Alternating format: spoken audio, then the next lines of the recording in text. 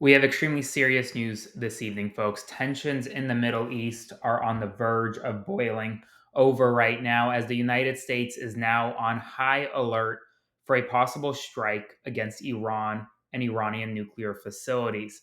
Right now, we don't have a lot of information, but what we do know is that all signs point to a potential strike on Iran, either by the United States, by Israel, or potentially both.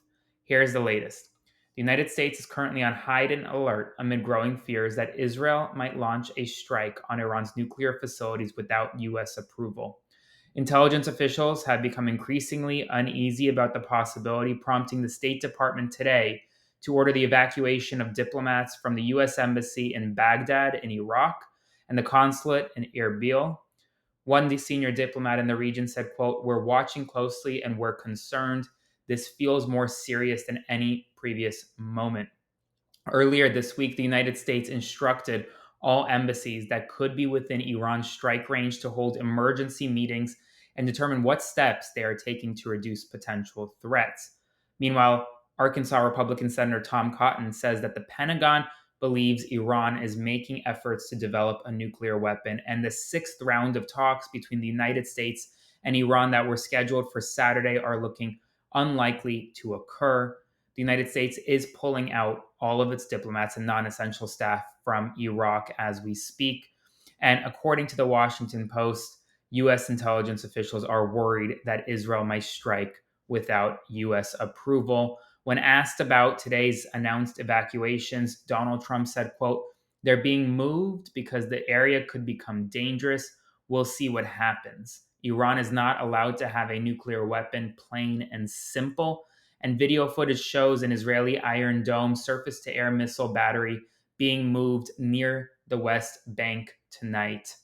Folks, this is serious, and it's serious now. Before I continue, because this is going to be a long night, please consider subscribing to my Substack by clicking the button below or supporting my work by sending a one-time donation via Venmo to Aaron Parnas.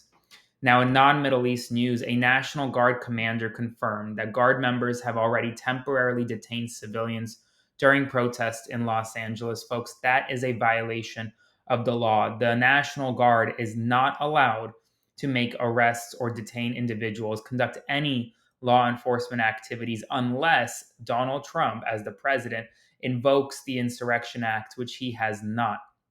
City officials in Downey, California, confirmed that an elderly man dropping off his granddaughter at school was among several people detained, where ICE was making multiple arrests at churches, Home Depot, and an LA Fitness.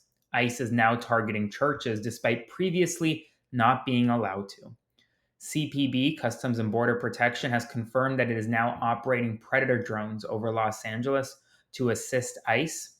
ICE has ordered its 30 field offices to meet new quotas for I-9 audits, signaling a major ramp up in worksite enforcement.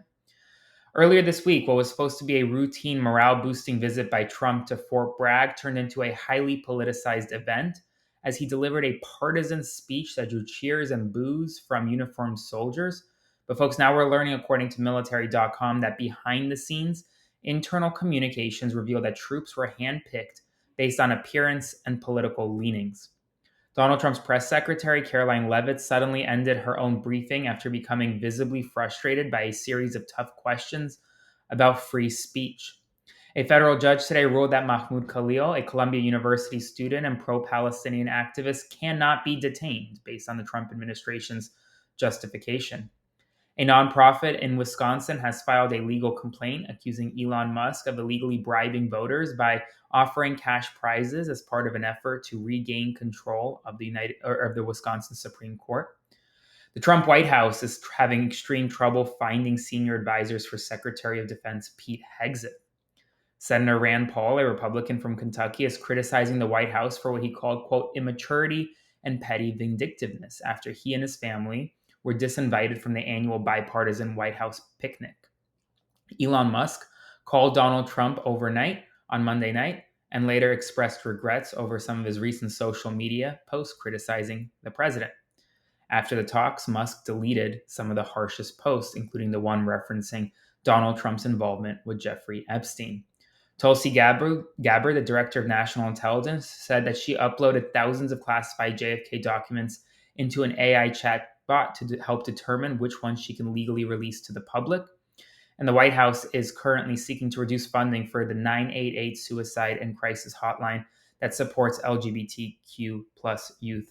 There's a lot more news. I cover it all below in my Substack. Subscribe for free or subscribe to support my work or send a one-time donation today to Aaron Parnas. It's going to be a long night, so giddy up.